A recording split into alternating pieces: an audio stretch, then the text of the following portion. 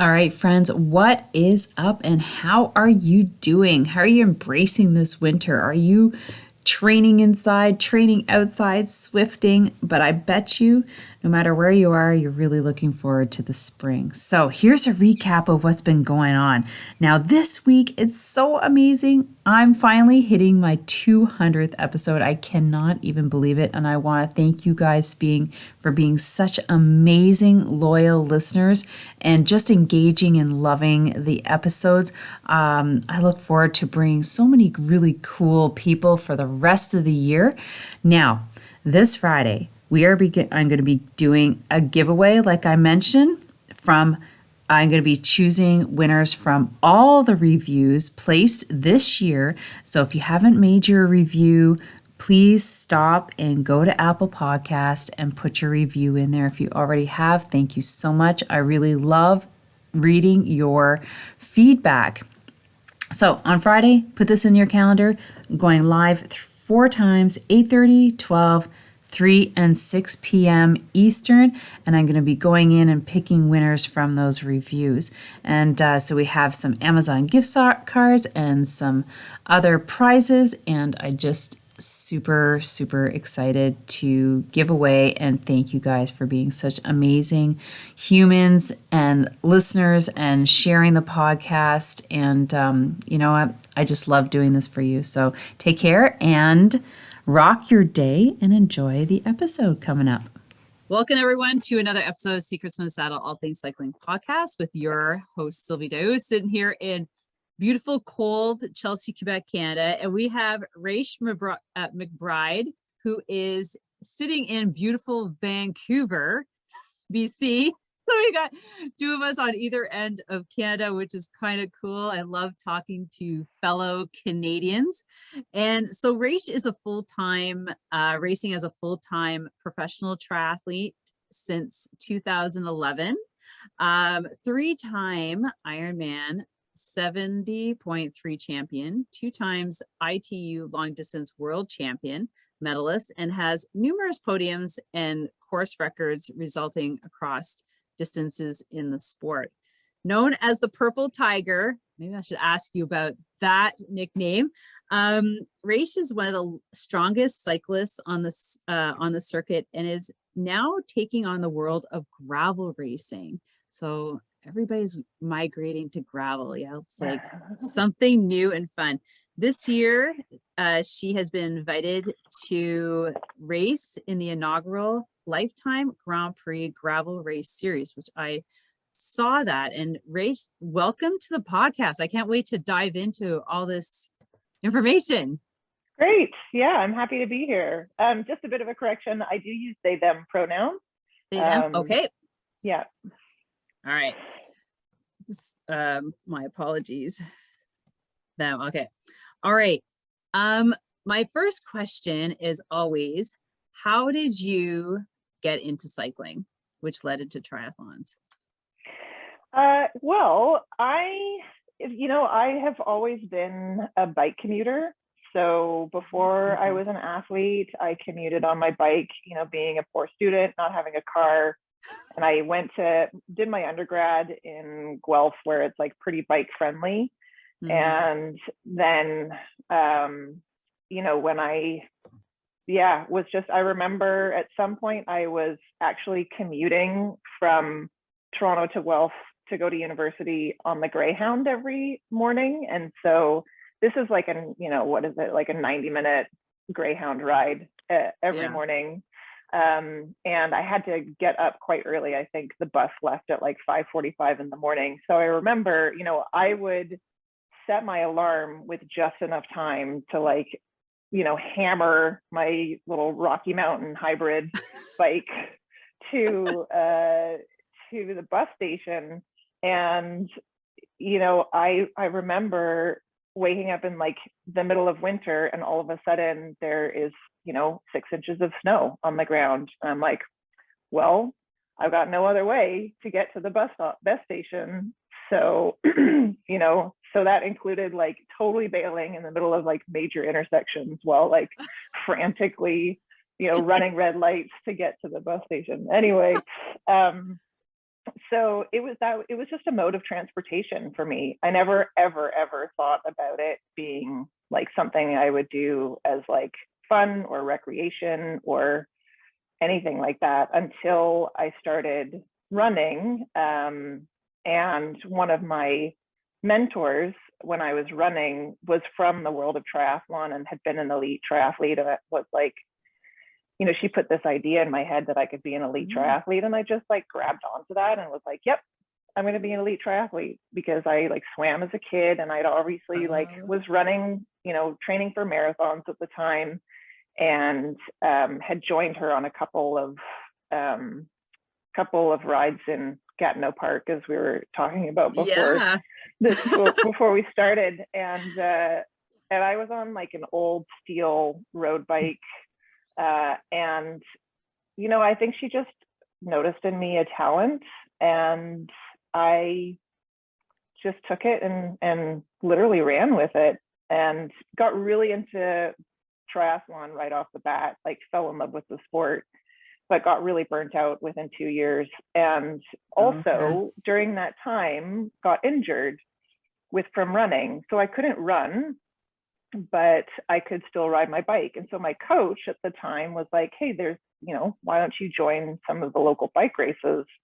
And one of the first major competitions I entered in, I ended up winning one of the stages. It was a 3-day stage race, and which was a really big deal. And I had no idea, but I was Where was this? This was it was called the Tour of White Rock. It's part of Super Week out here. Oh, okay. Out in BC. Right. Out in BC, yeah. And it started off with the hill climb, and I ended up winning the hill climb.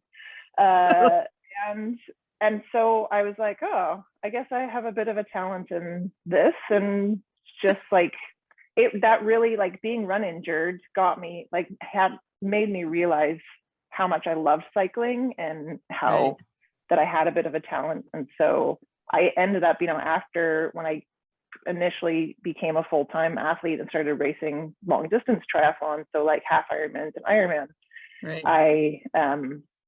I excelled on the bike. So I was I usually had sort of often had fastest bike split or was first off the bike. And so just, got into cycling that way. And then training for a long distance, I have been actually racing gravel. I did my first gravel race in 2013 before it exploded. So I've had a love of gravel racing for a really long time.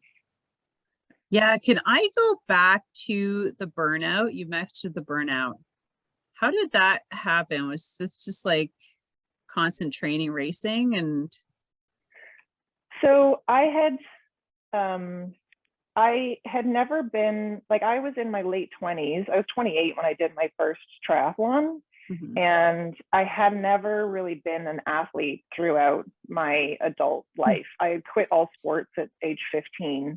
And so, so I didn't have, and I was a person who just like, I filled my time, like every minute of the day, I had to be doing something or else I felt unproductive. And so I was like working full time, trying to maintain a marriage and training like 2 workouts a day, up at 4:30 every morning, in the pool by 5:30, work an 8-hour day, do another workout, try and get some sleep, eat as much as I can, and wake up in the morning and do it all over again. And literally, like, if anything went awry in my schedule, like any extra thing I had to do, like it felt like a total chaos, because I was like, how am I going to do this? I have no time. And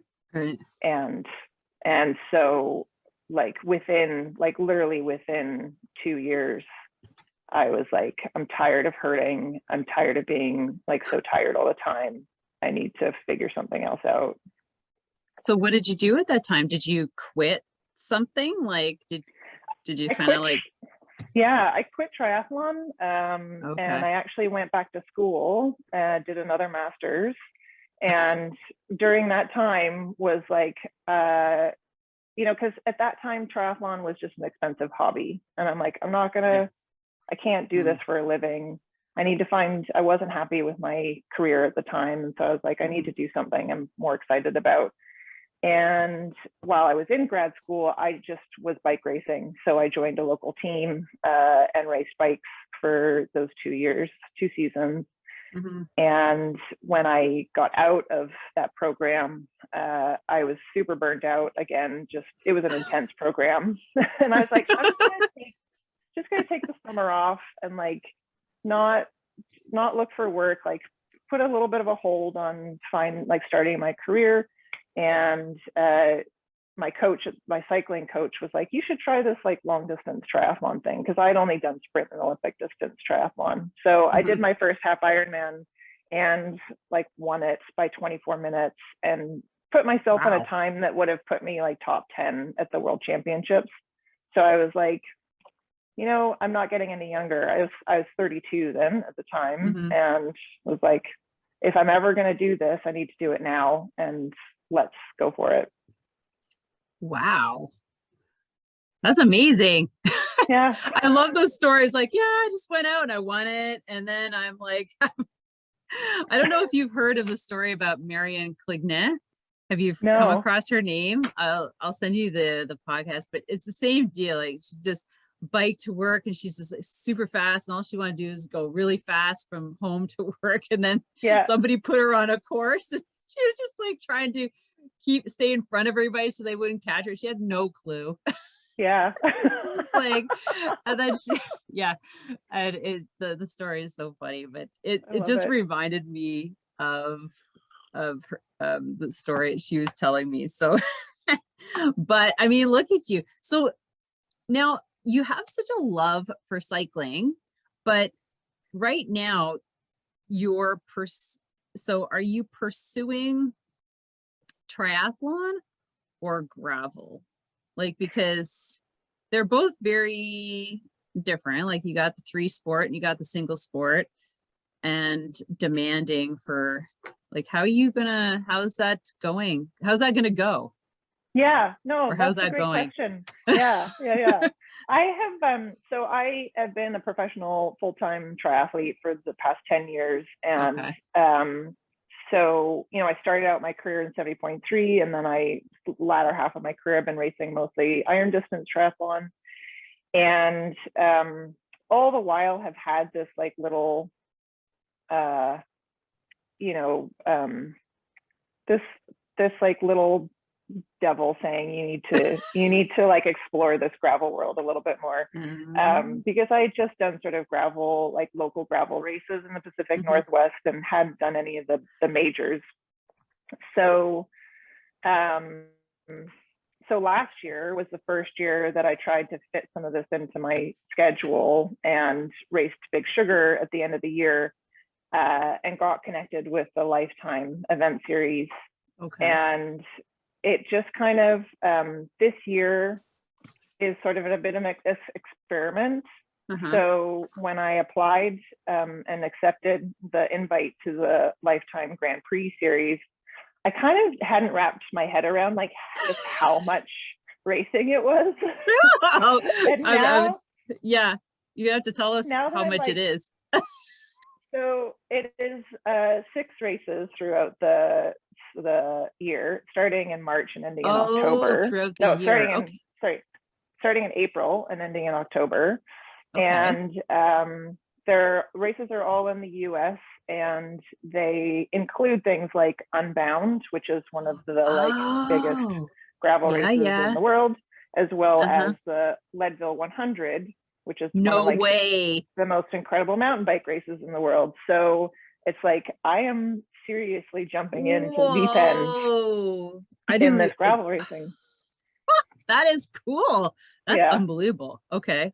However, I still have, so I qualified for the Ironman World Championships in St. George this year in May. And so it's basically like every month now between March and October, I have either a triathlon or a bike race that I am competing in. And I kind of feel like, obviously, like with triathlon, like training for St. George is my is my main goal for early season. So I've got St. George, and then basically a month later is Unbound. So those two races are sort of like a bit of a peak in early season, May, June. Right. And so that's my main focus. And, you know, honestly, like training for Ironman, you know, you're like, it's a 9 to 10 hour race that we're doing.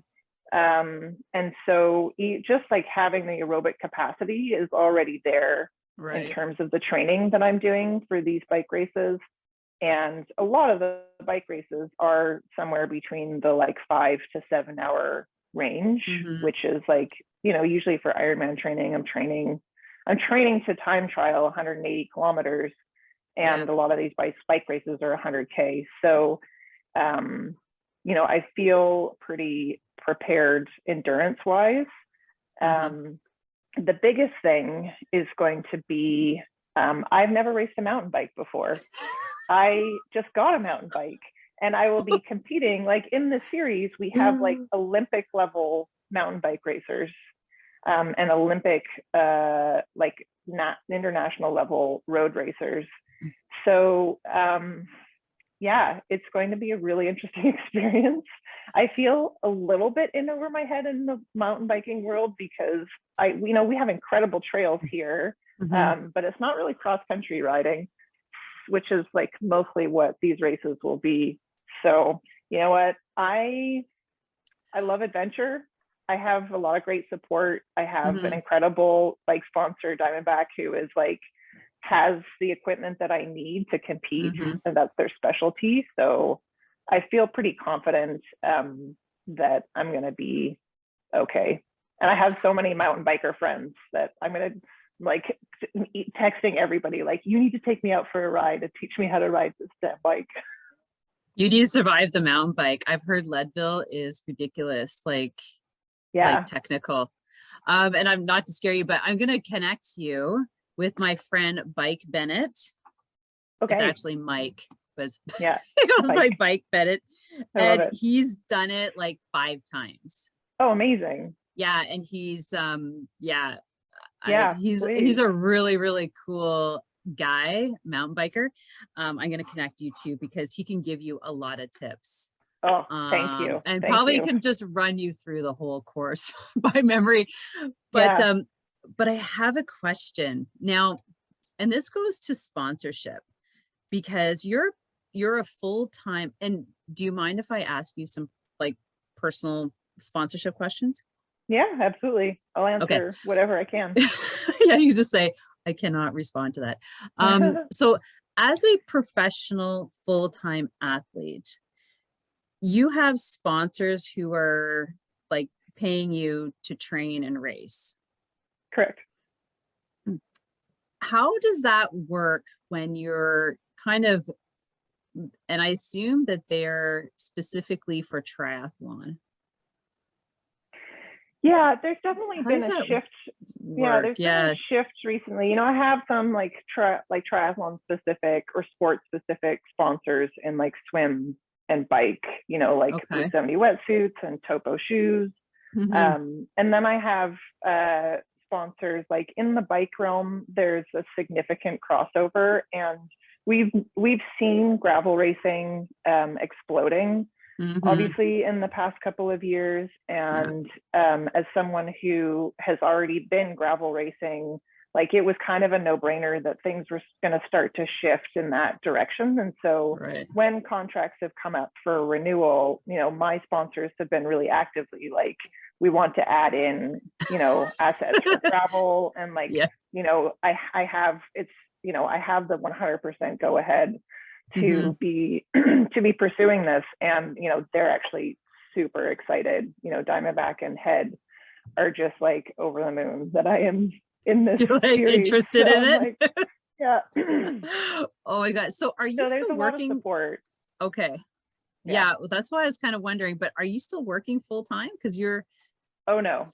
So that's, if you don't mind me, like, how does that work to keep your like an income coming in? Like, this is like the question. You don't have to give numbers, but like, how does it work so that your standard of living still high that you can survive? Because I've only ever heard like, I mean, female cyclists in the cycling world as professionals have never Oh, made a lot, yeah, you know. So yeah, how do you do it? Like yeah, keeping your standard, being able to pay, like, yeah. So all along, I have had I have a casual job at a nonprofit here in okay. Vancouver doing like sexual health education, but that really is just a small fraction of my income. It kind of pays for, like food for the year, I would say. And so, uh, so it's like, it's kind of like, I feel like that gives me a little bit of a boost. And Mm-hmm. then, over the past 10 years, I have done a lot of hard work to Okay. like go from, you sort of start out where I had a local bike shop that sponsored me that really helped me get off the ground in Mm-hmm. terms of covering equipment costs and things like that. And I, started off with a little bit of savings in order to get Mm-hmm. me to travel Right. places. And I have, I've really tried to keep my living costs down to a minimum. Yeah. So, I haven't lived in like big fancy places. I've tried to keep that kind of overhead those overhead costs down, as well as I really pay attention to where I travel. So not only do I like not Mm-hmm. want to be, you know, damaging the environment by flying around the world multiple times a year, it's just really expensive to be going all over the place. So a lot of the Mm-hmm. racing that I have done is within North America. Okay. And or like that's where generally the focus is. And otherwise, just try and make it by with like having homestays at races. And Mm-hmm. sometimes races will give you appearance fees and that sort of thing to show up. But it's Right. kind of over the years, I've really developed this like relationships, and I've had a lot of long-term relationships with sponsors and had a lot of success, and now have a platform in terms of like, I'm the first out non-binary professional triathlete. And so there is a lot of support around the advocacy work that I do Okay. there. And so it's really taken a decade to build up Okay. that level of support that I'm able Mm-hmm. to like actually support myself.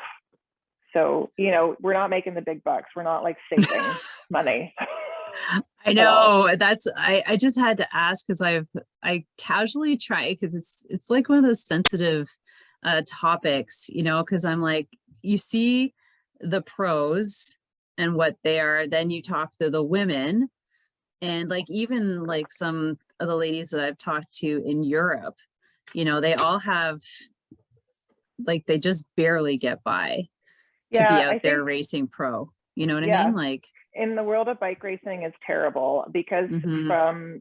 because there's that history of sexism in the sport and Yeah. inequality. There is a real discrepancy between the prize money, Yeah. the racing opportunities, and the media coverage. And with triathlon, there's still an inequity in terms of coverage. Right. However, their prize money has always been equal. Oh, Um, that's good. and because the sport is a lot younger, I think Mm-hmm. the sport started around 40 years ago. And so there's always been that level of equality in terms of prize money. Yeah, I've always thought that sorry, my husband is just leaving to go get the kids and go skiing. I've always felt that triathlon always honored like both categories really equally. It always seemed that way anyways. Yeah. When when you see races and you just hear it in the media over road cycling racing, like, Yeah. And that's kind of good. Now, have you won a lot of purse money, like race money, in your time of Yeah. racing? Yeah, depending on the year. Yeah, absolutely. That's good. Last year, not like, so much. yeah, 2020, not so much because there just wasn't any racing. I But know. yeah, I mean, that's the biggest thing too with the gravel world is that like before the Lifetime series, you know, the Lifetime series, the series has a prize purse for the overall series winners. Right. However, in individual races, there hasn't There been isn't anything. any prize money. Whereas in triathlon, you know, as professionals, you know, you could win up like world championships, you're winning over $100,000 for the win. Wow. Or like winning an Ironman, you're usually going to make, you know, most races, if I'm on the podium, I'm making at least a couple $1,000s. Right. So, you know, you're making like 4 or 5 figures with a win. Right. Whereas in gravel, like some races I think like might have like $200 that you would get, if anything. Yeah, I kind of feel that gravel races are still events. Do you know what I mean? Yeah. Like Yeah. they're not like official races. They're just like events, like come out and do this gravel race series. I mean, we have one here. And I've talked to the guys at Coast to Coast and Barry Roubaix, and you know, I never even thought of asking, but it didn't seem to me that there was like, you know, there's winners, and if you win, you know, it's a big thing, but they don't really mention like there's actually a winnings that goes along with it. Like you're just winning the title. And yeah. And I think so, part of that has been, you know, that gravel really has this, there's definitely currently, I feel, a debate as to like what, like, you know, gravel, the spirit of gravel. right. And, Yes. you know, yeah. it's come from a place of grassroots where it has just been, you know, more like rides and like local grassroots competition. Yeah. And when you start to add money into these things, then that's where you start to get like some of the downsides of Right.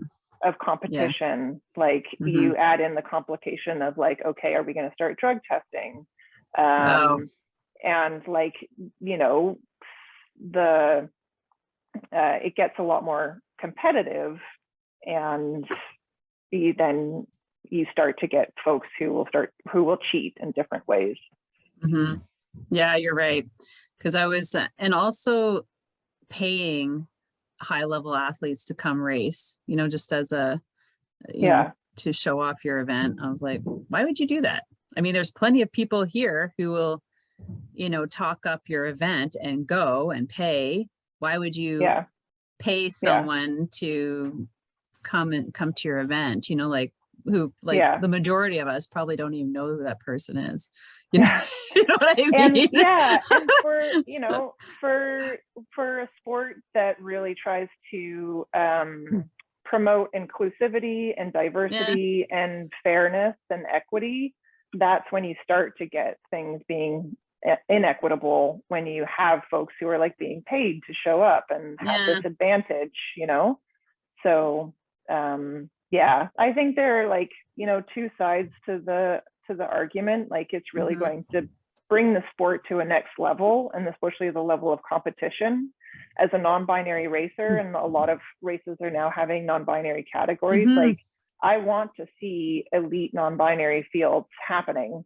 And right now, I am the only non-binary racer who is racing at this level that I know of in North America.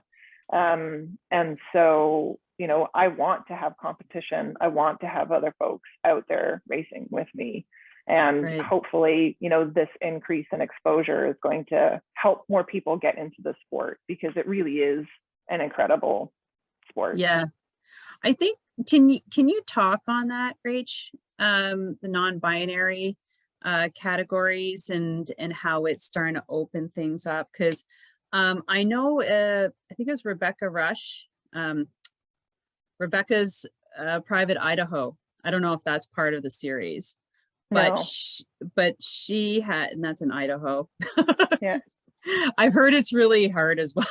Yeah, it sounds I thought amazing. it does sound amazing. I mean, like Yeah, Rebecca Rush used to be a huge adventure racer, yeah. and then turned pro mountain biker, cyclist. Anyways, so now, And but she's still doing epic, mhm, incredible things, like yeah, human feats yeah. of Like I think she unbelievableness. won Leadville a couple times, but she has a non-binary category in her event.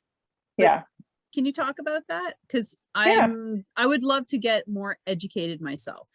yeah. And yeah. So, Yeah, it's definitely, I think gravel racing has been one of the, game changers in adding non-binary categories and welcoming okay. non-binary athletes. As of, for 2021, Lifetime had non-binary categories at all of their races. Right. And I know a lot of other gravel races have also included that. There's also a local triathlon event organizer here in BC that I worked with in 2019, I guess now already, to Mm-hmm. add a third category for their races for as of 2020. And so it's definitely something that is really growing in terms of inclusion. It's a Mm-hmm. really simple thing for race organizers to do, and it it allows folks who identify outside of the gender binary to have a place to race and compete in Okay. these events. Yeah, because to be transparent, there I have a women's cycling club. Mm-hmm. So and we have all types of women, ages, sizes, you know, sexual orientation. And it's come to us, and not because we've never excluded anybody, that this is something that we should look at. So can you just explain like what that is for somebody who's just like, I'm just being really open. Yeah, like Maybe just like, what being non-binary is, or yeah, yeah, yeah. okay, Okay, yeah, I just like, yeah, I feel like I just don't know. yeah, absolutely. So so gender non-binary is basically, as I mentioned, like someone who doesn't identify within the gender binary. So that would be like Mhm. man or woman. It's someone who, identifies like somewhere along the spectrum. Some folks identify as, it's under the umbrella of trans folks. Okay. Some non-binary people identify as trans, some don't. It is, it is a gender identity that is outside of that binary. And some people will choose to use different pronouns. So I Mm-hmm. use they, them pronouns. Some people will use, a collection of pronouns. Okay. And it's, I guess it's really that simple. Okay. Because for Yeah. me, I feel like it's very complicated, and I almost am afraid to, you know what I mean? Like I just feel very ignorant, I guess.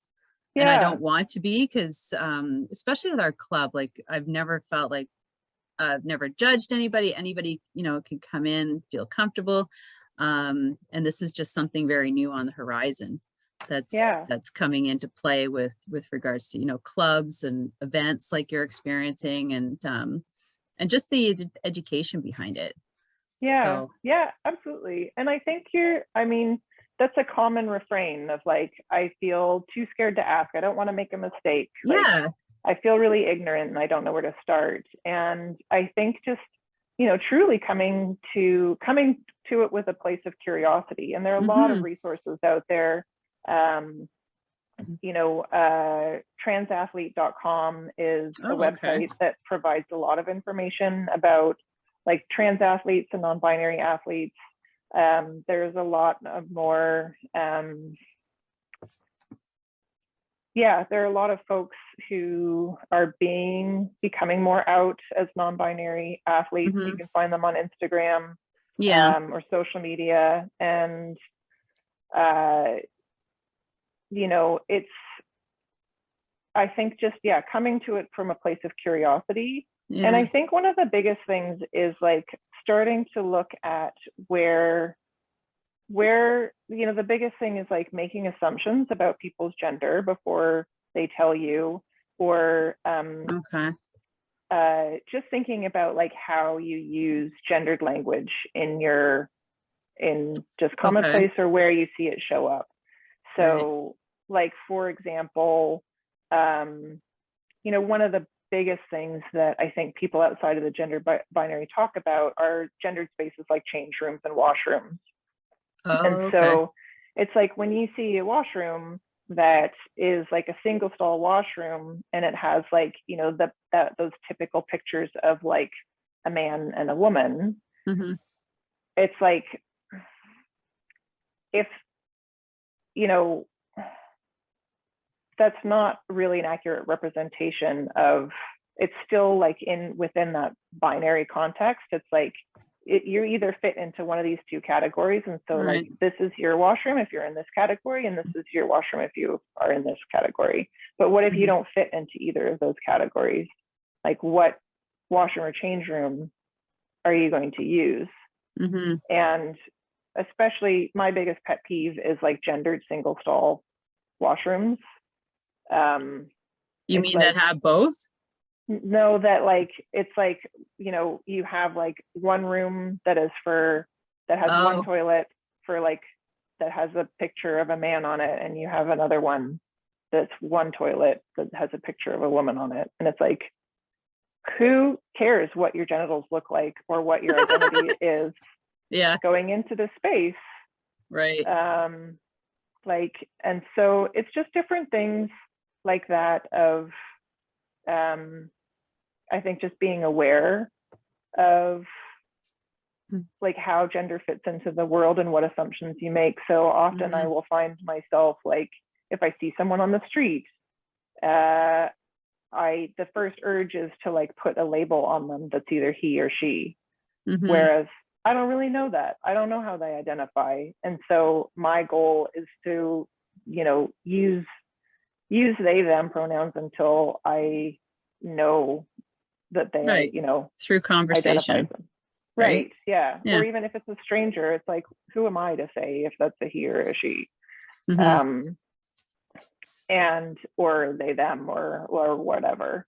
And I think in terms of group activities, like if you want there's a level of education that you can even just like start the conversation of like, hey, we may have like non-binary folks or trans women who might want to join our group. Like, is this something, and just like having, like either in your communication, if those folks are welcome in your group, like having that communication in your on your websites and things like that, of like, this is a women cycling club, but we're also open to like non-binary folks and people who identify outside the binary. Trans women are welcome, and to just like be able to have that, to just like be out there as like welcoming also to those community members. Because that was think about. Because that was brought up, and it's, like as a club owner or founder, we're always trying to do things that are good for the members, or ask them, something that the members ask for within reason. And this was something that was just brought to us, and we're just like, oh, okay, like we never thought about that, or it wasn't like on the agenda, or nobody else mentioned it. And then it's it's kind of like, hey, what about this? I'm like, oh, I don't know, what about that? Let's talk about it. I don't know. Let's learn more about it. So that's why I'm I'm asking you because like I asked somebody else and she got, I'm sorry, but the person got offended. Like I insulted the person. I was like, I don't, and that makes me feel really like uncomfortable when the whole thing comes up, because I'm curious until I know Yeah. more, until I Yeah. really know what I'm talking about. Yeah. And I just felt really bad because I was like, I didn't mean to do that. Like I would never do that. And anyways, it was just really uncomfortable. And Yeah. so, and that just, yeah, anyways, it just made me uncomfortable, but you seem like Yeah. I could really ask you about that, because I mean, you're working in it, right? Like you said Yeah. that, I work for a nonprofit that is like open to all ages, all yeah. genders, and it's, yeah, we actively are trying to be inclusive in Mm-hmm. our clinics and in the way that we communicate sexual health information. Yeah, it's something that for sure I have been involved in and communicating about for a long time, even before I even came out as Right. non-binary. Right. Well, maybe I'll have to ask you to help me with some wording, because like I don't I don't want to offend anybody, and our club is very open, and Yeah. we just want to ride bikes, right? Like we just want to Yeah. have Yeah. fun, Yeah. and Totally. Yeah. that's just what it's about. So thank you for that, Yeah. And Rach. I think I just want to say, like, if you're like really authentic and come to a place of it in terms of learning, Mm-hmm. and if a person makes a mistake, then like apologizing without any buts and just being like, thank you. Yeah. I really appreciate this. I wasn't intention to harm. Mm-hmm. We're really learning about this, and I Yeah. appreciate the feedback. And I feel like in Mm. some cases, if someone's going to like not be able to engage in that conversation in like a more grounded manner and be able to Yeah. like it's then like it can be really challenging to have conversations with folks like that. And I try and have a lot of compassion for Yeah. folks who are trying to learn and Uh-huh. who are really open. Like I'm really grateful for people who ask me questions about this and Yeah. who are willing to, who really want to learn and are coming Mm-hmm. at it from a place of curiosity. And I think it can be challenging because there's always, some folks have really different experiences in Mm-hmm. going through their day-to-day lives and in their world and with their gender, and it can Right. be really hard when you're Mm-hmm. misgendered all the time, or have to, it takes a lot of energy to, especially in such a binary world of sport, to be Mm-hmm. outside the binary and to be constantly like correcting people or educating people or having those conversations. And so, sometimes people, I think, can just be really tired and really burnt out from Oh, just moving through the world as right. well. Yeah. There's like so many, we never know where people are coming from. Mm-hmm. And I think that just maintaining a level of like kindness and compassion, and humility in these kinds of Yeah. experiences is really can go a really long way. Yeah. I totally agree with you. And I think yeah, being compassionate about somebody who's just generally like curious and not, not feel making them feel bad, because then we just won't ask anymore, right? And then we're just like Yeah. totally Yeah. afraid all the time. But I really appreciate this conversation, because when you said that, when I saw that, I was like, I like, honestly, that's how I felt. I'm like, oh Yeah. my God, it's gonna be Yeah. another same conversation like I had that first time, and that's what I was going through. I was going Yeah. through that in my head, and I was having a hard time Yeah. relaxing to Yeah. talk to you. So so thank you. Now I feel better. I'm glad we cleared the air. Yay! No, but seriously, like it is, I don't like feeling uncomfortable around Mm. things, and like, tiptoeing, and like it's on eggshells, and then it's just, but it's something that's new on the horizon. It's coming more in the forefront of everything in sport and things like that. And I think it's an important thing for all of us to who are curious to learn more about that. So you said transathlete.com is a great place to go for resources. Yeah. Yep. Okay, Absolutely. perfect. Yeah. That's great, because I'd hate to, go searching and find something that I don't, that I shouldn't, that's not right. Yeah. Right. No, Because I just want to understand myself. And so I appreciate that. So you were saying, and that we're just gonna finish up. Well, not, we're gonna finish off this, but I was just, like I was mentioning, I was on your Facebook page, and you were going through a little bit of hardships because you went through some current dental surgery, and and I was just mentioning to you that I just did a little episode on meditation. You're mentioning that meditating is helping you getting through the fact that you can't do any training for 2 weeks. I know, isn't this a great place to like find yourself, right? Like, yeah. So what have you been, like you said, you had some dental surgery. So let's just chat a little bit about mental health, meditating, and the athlete, because we all know that as athletes, you just go through a lot of like training, racing, like the stresses that come along with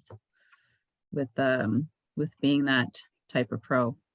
Yeah, absolutely. I think that my relationship with like meditation and mindfulness really shifted in the past couple of years through the pandemic. We all had this level of downtime, and a lot of mental health stuff came up for a bunch of us. And I think, what happened for me is I realized I had ADHD, which was a big deal.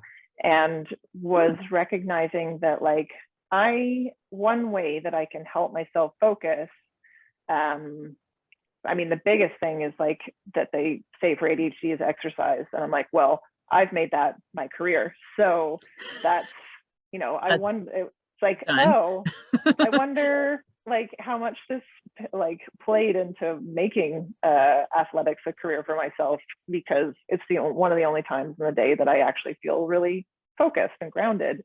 Right. And the other thing that it can be really helpful is that meditation and mindfulness. And so now, especially in these 2 weeks when I've had dental surgery, haven't been able to train, like literally nothing. I can't get my heart rate up for 7 to 14 days, that it's given me the space to really put that more into practice, because it's really hard to find, I would say for a decade, I've wanted to have a regular meditation practice, and it's really hard to actually find that time. If it takes a strong conscious effort to create a new habit like that. Yeah. And I have just recognized that it's not,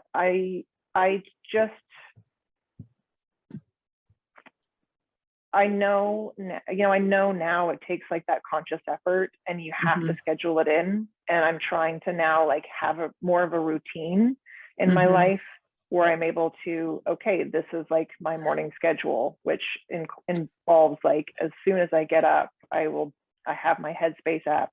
I do a 10-minute meditation, and it doesn't need to, I still feel like I'm a terrible meditator.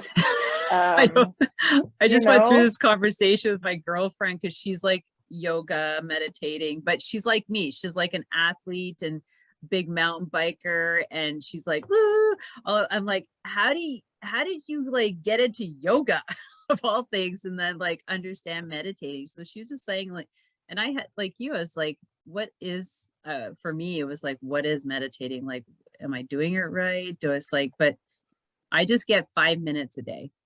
Yeah. And I think even if you just like sit down and take like 5 or 10 deep breaths, Yeah. and just really try and like focus on your breath and focus on how you feel in your body. That even is enough to just start that sort of mindfulness and like just a little short amount of checking in with yourself and being in your body. Because I have felt all my life like I am just like running around like a chicken with my head cut off, like just doing all the things and being, you know, it's like I have 17 TV screens on at the same time and I'm like all over the place. And, you know, this is why I've had so much injury in my career, is that I didn't know how to like sit down and not do anything. Recovery for me was like, I'm being lazy, I'm being unproductive, I have to fill every minute of my day up with something. And so recognizing like, and I think it's also about having the self-compassion and the self-worth to recognize like it's okay for me to stop for a moment and take a couple of minutes for me. And recognizing like there is a physiological response in our body that helps us, like if we take that time to just like sit quietly for a couple of minutes, we're going to be able to be more you know, more able to handle stress on a day-to-day basis, like, which means like better ability to communicate with like partners and spouses and children, like be better parents. You know, I think there's a huge benefit to just taking those couple of minutes a day. Yeah, for sure. And that's some of the things that I said in my coaching segment. Yeah. Communication. And I really huge. think that like I say I'm a terrible meditator because, you know, in the headspace app, it's like, you know, you have spent like so much time like focusing on your breath and things like that. And then there's a moment where they're like, and just let your brain go free. And I'm like, my brain has been all over the place for like the whole meditation. I don't when I'm already there. I know. Groceries. Yeah. And so, you know, I continue to be like, you know what, I'm probably a terrible meditator, but this must be helping me in some way. And maybe if I can just like have, you know, each day just have like a couple more breaths that are or a couple more seconds or like a minute more that I'm actually just in myself and not like all over the place, then that's going to be helpful. Yeah, I imagine it would be. That's why I'm like, I need to do it like first thing in the morning or else it's gone. I tried to do that yesterday. I'm like, I'll do it then. And then I'll do it then. And then by the time it was like 10 o'clock at night, I'm like, okay, I'm not going to do that again. Cause I know me. It's just like you. It's just like, I can't sit still. There's like 100 things I can start implementing and then go back and like, Well, and I think also like there are different ways to meditate too. You don't need to sit down and do it. You can do like a walking meditation. I at some point was doing a daily walking meditation and it was really great. I would just like, you know, it would be like when I was running errands or something like that, you know, use it in the time that I had. It's like if you walk to work, then you could spend 5 minutes of that walk you know, in a walking meditation and just grounding yourself a little bit. I was going to suggest you can set up a puzzle. You know, you just sit down for 10 minutes, go away, come back, couple more pieces. Sometimes that works. I mean, I don't know why. We only do it at Christmas for some reason. It's just like, oh, I know. Right. Yeah, my family too. Yeah. What's the puzzle this year? And then, you know, it's just like that talking, that spots like the water cooler. Everybody comes in, heads down. You don't even need to look at each other, which is great. Yeah. You just get all sorts of great conversations and you don't have to sit there like, so it's like sitting on the couch and being interrogated, right? Yeah. But puzzles are great. Anyways, I've had like a great time. I don't know do you want to leave some imparting words of wisdom to our audience? Like we've talked a lot about a lot of things. I'm gonna hook you up with my friend. Yeah, excellent.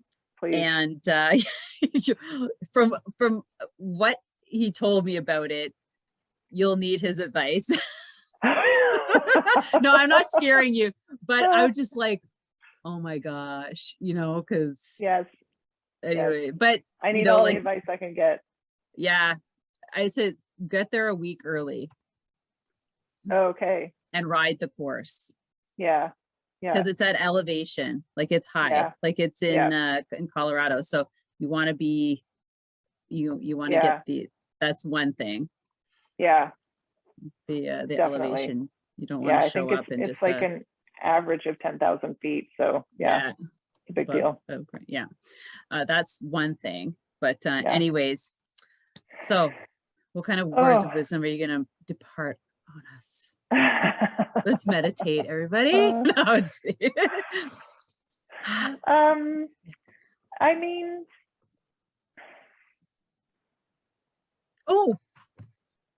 this is probably for another time. I was gonna get into a whole other conversation. What are you doing in the next 5 years? No, just kidding. I really, I think,